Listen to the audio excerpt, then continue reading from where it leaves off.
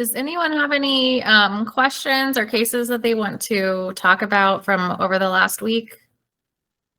Yeah, I had a case from this past week, if that's okay. Yeah, of course. Okay. I have an older client that I'm seeing in private practice that lives independently on her own, but has her son come in and help out. But lately, things have been getting escalated where he's been getting more agitated with her. They're having disagreements. She's asking for basic things like helping with her finances and groceries and daily tasks that she needs help with each week, and he's been getting more combative with her and argumentative, and it's escalated to him not showing up sometimes when he's supposed to come over each day to help out with these daily tasks for her. And she's been wondering what should she do because she's so reliant on him, how to get him to come back and help out at home now since he's like the main caretaker of her.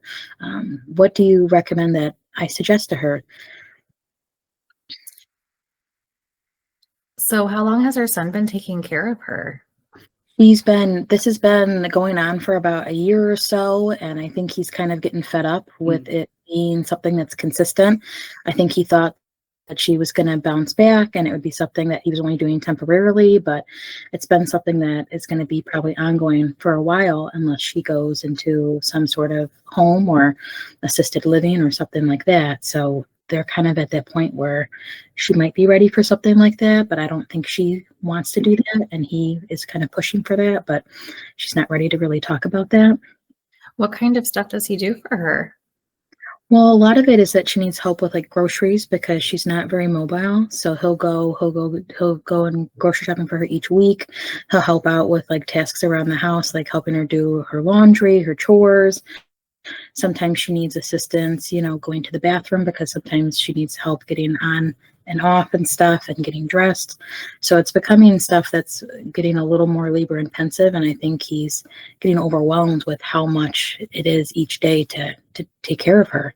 And she feels frustrated because, she loves her son, but she also needs help at the same time. So it's been kind of a struggle of how does she communicate her needs without feeling like she's taking advantage of her son at the same time. So it's kind of like this back and forth thing with the two of them where they can't really seem to communicate that well together about what's going on. Yeah, that sounds really hard for both of them.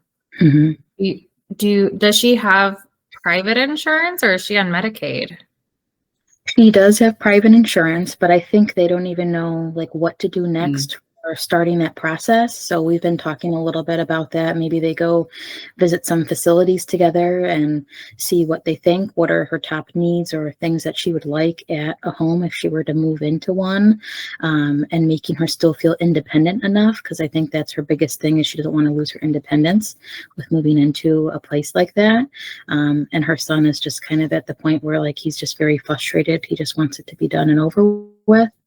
And I've encouraged him to come in for like a family session so we could talk about this together and provide some referrals of places that are nearby that they can go look at together.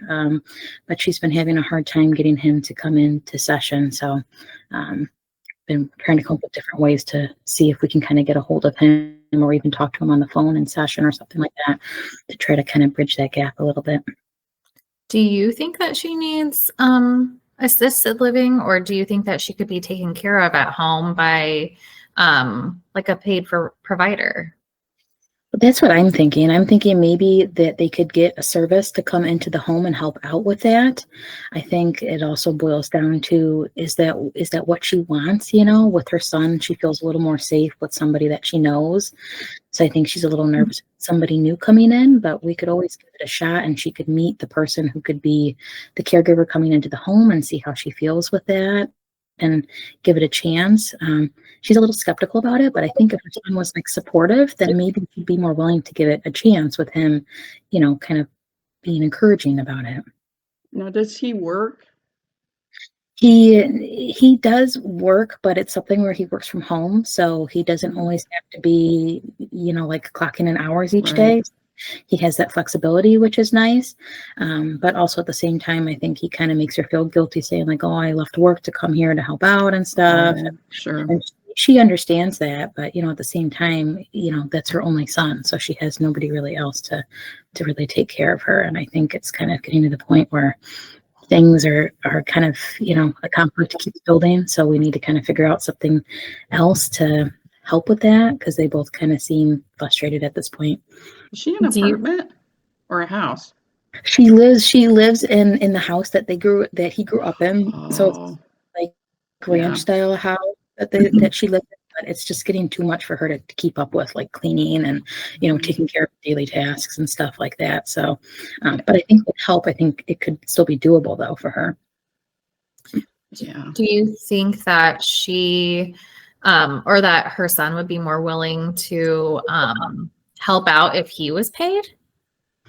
I think maybe he'd be more open to that then, because I think it boils down to he feels like he's neglected more, and he feels bad about that because he wants to do a good job, but he also wants to help his mom at the same time. And he's just kind of trying to find the balance between it all, but you can tell it's like a struggle because he's trying to do his best, but he still feels like he's coming short. So maybe we could talk something about that with him too and see if he'd be open to that. Are you thinking doors, Megan? Yeah, if he, I don't know what kind of insurance she has or if she qualifies for anything, but they do have where, you can be a paid caregiver and it can be someone Yeah, through the Department of Rehab. And then they do have, like it, depending on where he works, if he has EAP, which most places do, then you can do, talk to them and they can help you get set up with some elderly services, because it's intimidating for insurance and like to talk to insurance and try to figure out what's covered for your mom and stuff. So there's people that actually help you plan that too. Yeah, I think that'd be really helpful for him, because I think a lot of it, he says, like, this is new to me. I don't really know what I'm looking for. I don't know what to ask, like what things should I be doing? And, we talk about it. I've talked with him on the phone. I've met him before too, but I think he doesn't want it to be a huge conflict again. So I think that's why he's avoiding coming into session. But I've reached out to him and I haven't back from him, and she's been trying to get him to come, but I at least gave her some referrals and information to see if she could talk with him about it and maybe get him to come to session, and then I can help with that. But that's kind of where we're kind of at, is like, I feel like something needs to happen and move it forward. We're just stuck in this like hump right now, it seems like. I think what can happen, and what happens a lot, is that something will happen with her, a fall or something, and then they end up in the hospital. And that's really where a lot of the conversation, unfortunately, starts. Right. Yeah. And that's what I'm a little anxious about, is that I don't want him to stop showing up and then something like that happens where she pushes herself too far and then she gets hurt, Yeah. Do you have access to an email with him? I do. Yeah, that's a good point. I can maybe see if he'll be responsive over email then, and sometimes they are more. Okay, I'll give that a try then and see if I can get a response with that this week then. Yeah, as long as I'm, she's your client, right? So as long as she's okay with you communicating with him. Okay, I'll ask her this week when she comes in and see if that'd be something she'd be willing for us to do then. Thank you. Yeah. Yeah, none of that's easy. Yeah, it's been hard. But then it ends up being, I work with older people, and then it ends up something happens and then people feel bad, like the kids, the adult kids feel bad, that they didn't do something or act on something. And yeah. Well, and just think about her son being the only one like taking care of her, and being the only person who's solely responsible for her would be overwhelming. Yeah. It's a lot for him. Yeah. Would she like an assisted living? I'm sure you feel like you would lose like that freedom, or you're getting older. So now but a lot of people end up liking assisted living because you get to spend time with friends, you're around people more, but you have your own private area. That's what I'm thinking. Like maybe she'd like it more because she says that she feels lonely and that she'd want more socialization. So I think with maybe being in a place where they have groups and they have different people there that she could meet, she'd develop more friendships then, and she wouldn't feel as lonely if she Mhm. were to have, some people to talk to each day and stuff too, besides just her son, so maybe they'd give her more of a routine for her to look forward to. I wonder if there would be a little bit of additional processing to happen because she's in the family home. Right. I think that'd be a big, That huge thing too. Yeah, there's a lot of A lot of his, feelings attached for both of them, you know? yeah, exactly. Mhm. Yeah, that's why I think it'd be nice if he could go and they could visit together and both get an Mhm. idea of the Right. facility and ask their questions together. And then they can come back home and talk about it too, or we can process it in session of what they thought. Because everybody's opinion after they visit, I feel like is different after it's kind of settled in, of like, what did they really think about it? Even though they may have been positive and encouraging there at the meeting, thoughts afterwards, I feel like are really telling. So curious how something like that would go.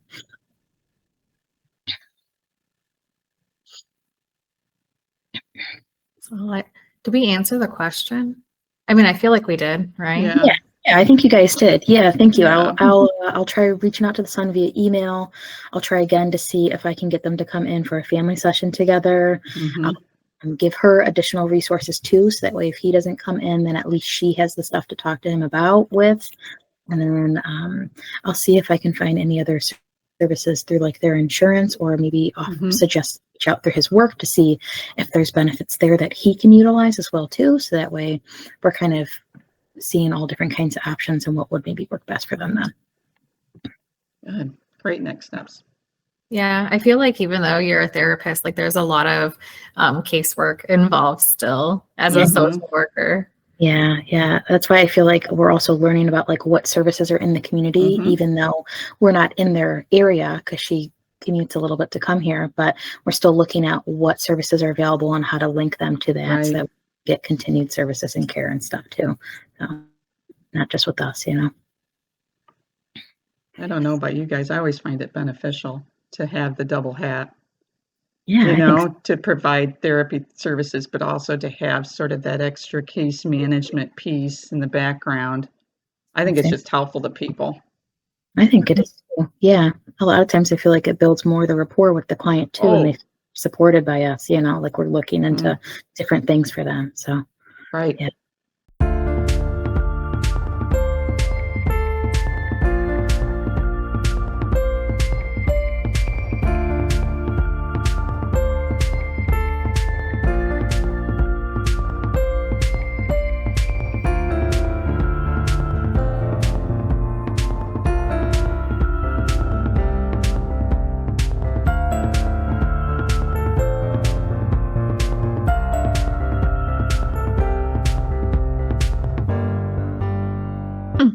Does anyone else have another case or anything they'd like to talk to about?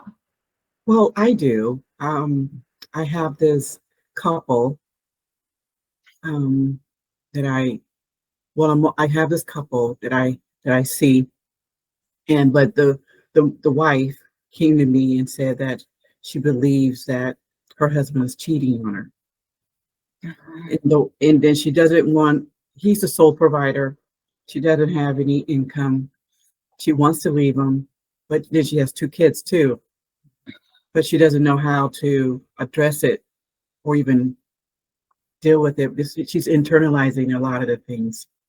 And so it's hard for her to kind of like share this because she's embarrassed about it, for one. And two, she feels that she's inadequate and that she's the one is at fault. Hmm. Um, How I long have they been together? 10 years. They got two little kids. Why does she think that they're or that he's cheating on her? She saw it for herself. Does he know? Yeah. Ugh. And that's why she doesn't know where to go or to talk to anyone because she's embarrassed about it. And then she's feeling that, she feels inadequate, that she's not pretty enough, or she's not, she has all these feelings that's going on. But I'm the only one she's gonna basically talk to. Mhm. So Has she Has she had employment before? No. Mhm. So she's just always taking care of the kids then? Yes. Yes.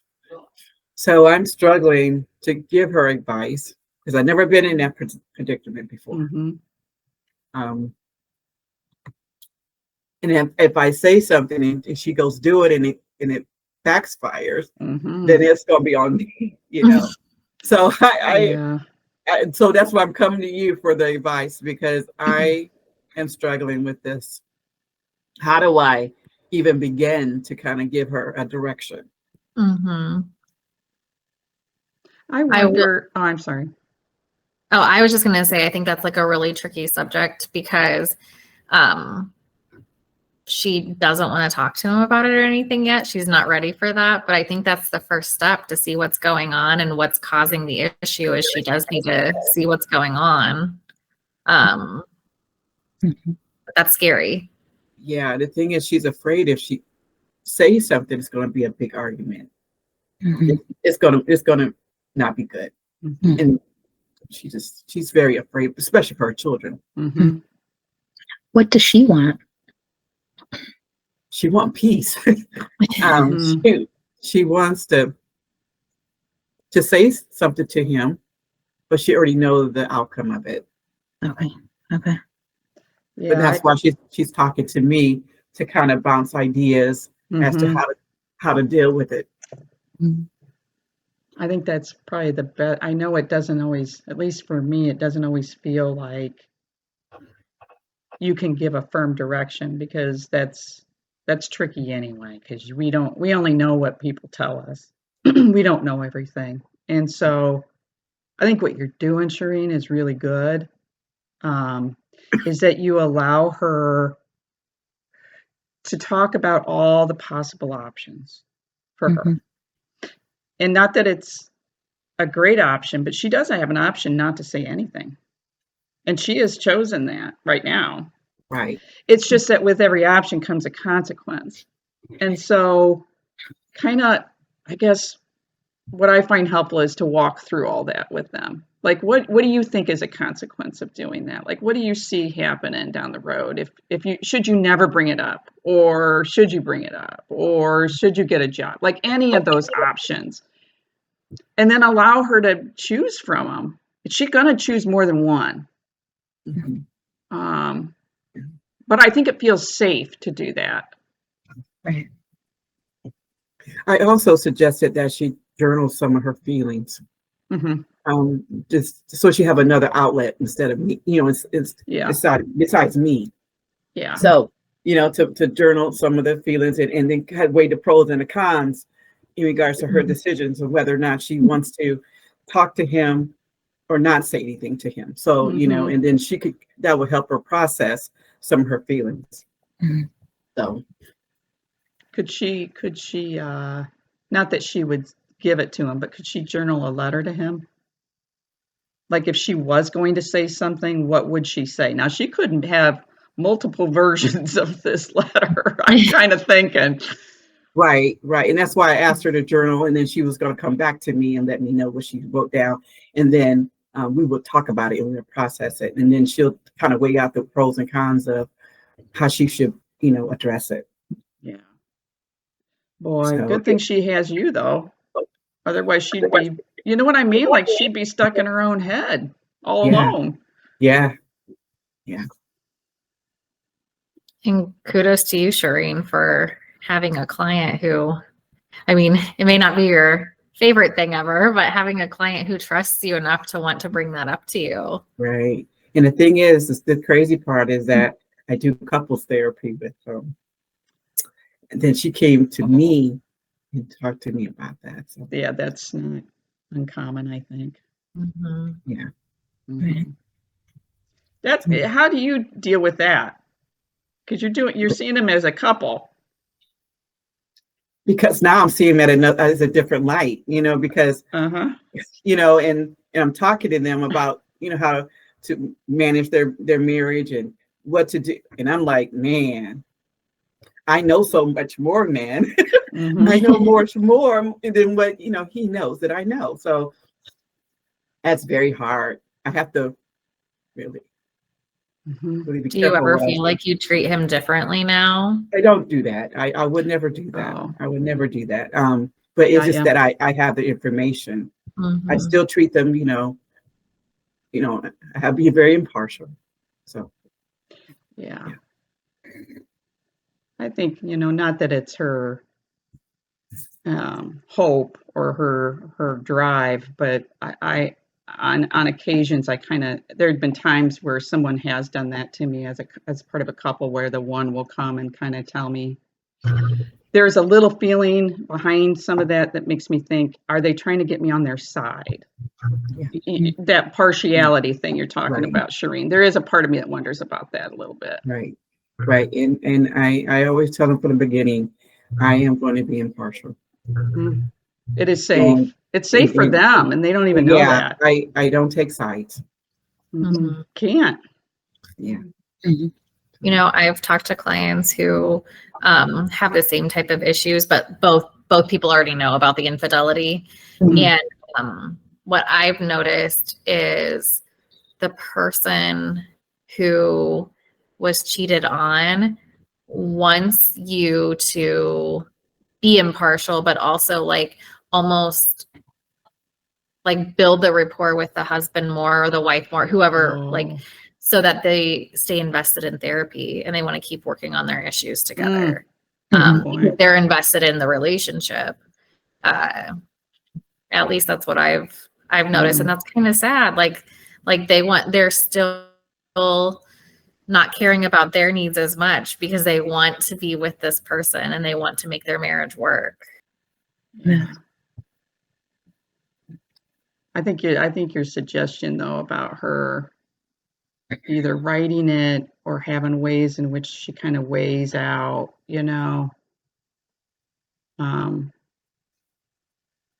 think that's a really good one. Just as an additional way to process if she's feeling all alone in this, Right.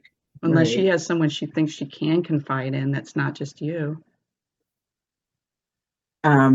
She's no, because she said she's too embarrassed Oh, to even talk about it. So I get you. right, for now she is. I mean, Okay.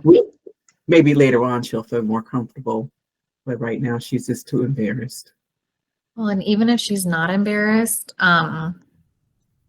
it's a fine line between who do you tell? Because if you choose to stay with him, then you don't want someone to look differently at him or like, it can really hurt a relationship with a friend if they're like, why are you still with him if he did this or something like that. So, Right.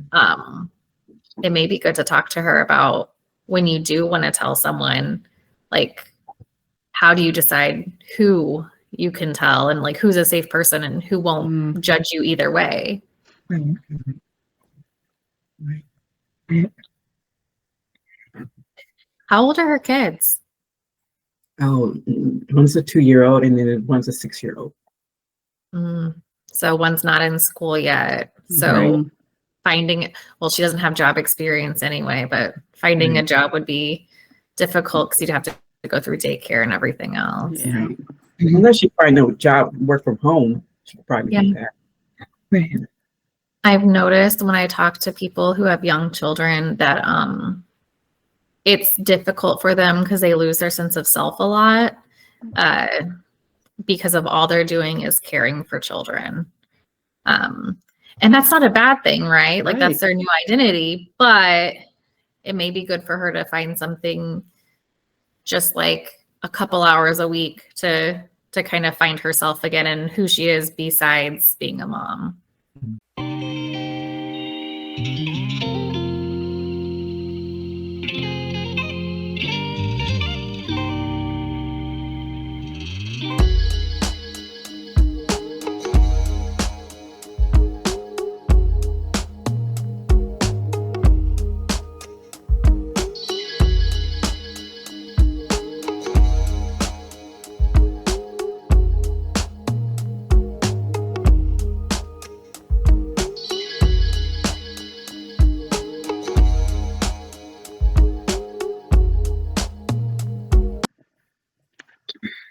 Do we have enough time for one more case? I do. Okay, real quick. So I was referred a case. It's a family case. I was referred to by a family court judge. I've worked with her in the past. She knows of me from working in family court, and I think at times she kind of asks me questions about cases because of the difficulty in some situations. So she has a case on the docket in which they did try to go through mediation. This is a family who's on the cusp of divorce, mom and dad, 2 kids, 2 girls. They're 11 and 14. Mediation failed. They've attempted 2 other clinicians who, it wasn't successful, let's say. I guess as a caveat, mom is a very well-known professional in the area. So I think there's maybe elements of that in there, right?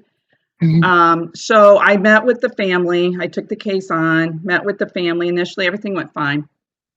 I did ask if I could talk with the girls separately, just to get to know them, and mom has refused for me to spend time with the girls apart from her. What I don't know. What would you suggest? How many times have you met with them? Maybe 2. Okay. I met with mom and dad together, and then I met with the whole family. And this would be the 3rd time.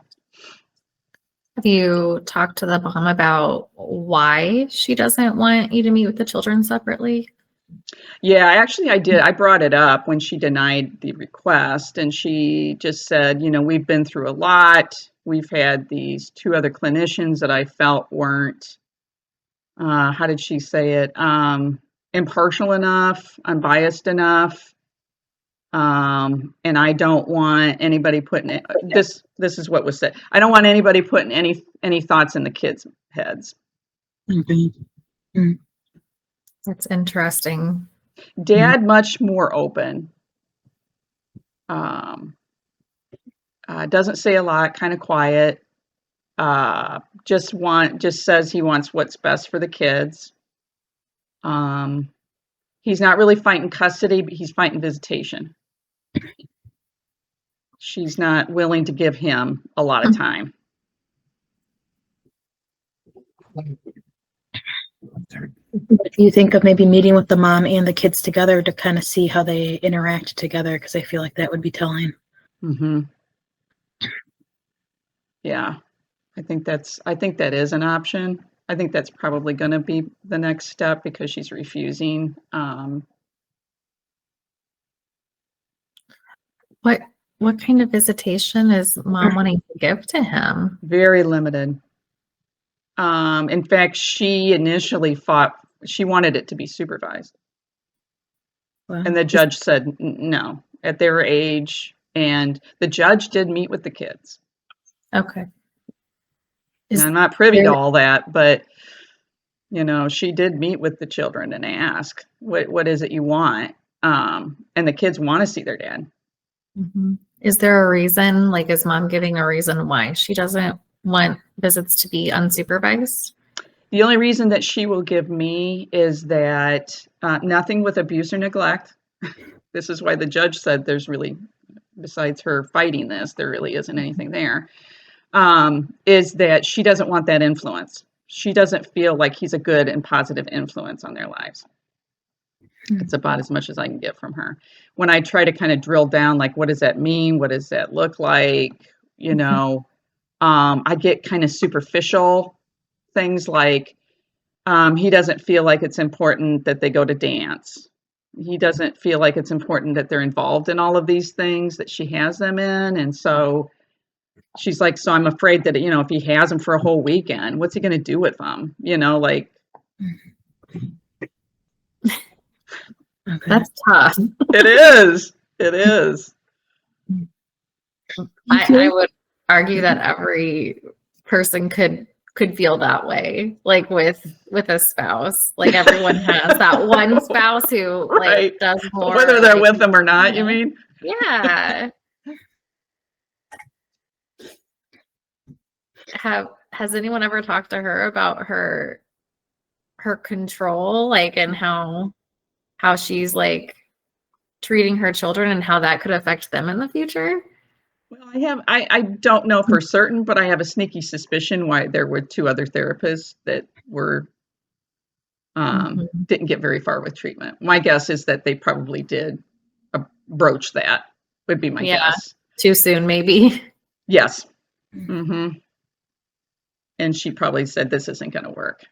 Yeah. Yeah. Yeah, that's really hard when you're a professional and you know a bunch of different things and you know your rights, right? But you still don't know how to be a perfect parent. Like there's always ways to improve or ways to like connect with your children better or something like that. So I mean, there's a reason they're getting a divorce, and I'm sure she has strong opinions on it, but connecting them with their father is also important. What do you think about having a session with dad alone? Would that affect your relationship with the mom at all? It might, but I guess I'm trying to figure out my role, when my role with it being referred by the court is to come up with some sort of doable plan, whether every element is agreed upon or not. So yeah, I think there would be some value to meeting with him alone. Like I said, between the 2 of them, he's definitely a warmer person, much more approachable. Conversations when he's there tend to always go back to the girls. Where that's not always true with mom. Mom, I think, has been in positions of authority for a really long time. And she's learned the art of debate. And I mean, she's skilled. That's the only way I can say that. I mean, she got where she's at because she is skilled. But she uses that skill with her own family. And that's where it kind of goes off rails sometimes. And so I think there will be a day, it may not be right away, but there will be a day that will have to come up, where that may be the last session, but where that might have to come up as far as, what'll happen after this, the court will decide something eventually. And so then what are you going to do after court? Like, life goes on, what do you think it's going to look like? They're 11 and 14 today, but one day they're going to be, in their 20s. And then what, and that's a blink of an eye. You'd think it's not, but it is. And what kind of relationship you're going to want with them when they're old enough to decide for themselves. Because all of this is going to matter. They're old enough. They know what's going on. Yeah. They're watching. They're listening. Taking it all in. Right? Right. I do think it's a red flag that she doesn't want you to meet with the children individually, but I also know there's a lot of fear involved when you're going through a divorce, and you have so much power right now because it is court ordered, that it sounds like mom's just trying to control whatever little piece of control she has left. Yeah, I think you're right. Hold on to that. And maybe there could be all kinds of stuff behind that for her, Right. I wonder if she has like a fear that even though dad doesn't do like all the extracurricular things, like she has this fear that maybe he's a more liked parent or a better parent. So then she's afraid that the girls will want to be with him and not her. Good point. Yeah. Because he sounds like he may be more nurturing. He may have more of the nurturing role than the mom does at this point. Well, she has referred to him as the fun parent. Mhm. Okay. Well, sounds like it's almost like a competition, you know? Oh, I think it can get like that.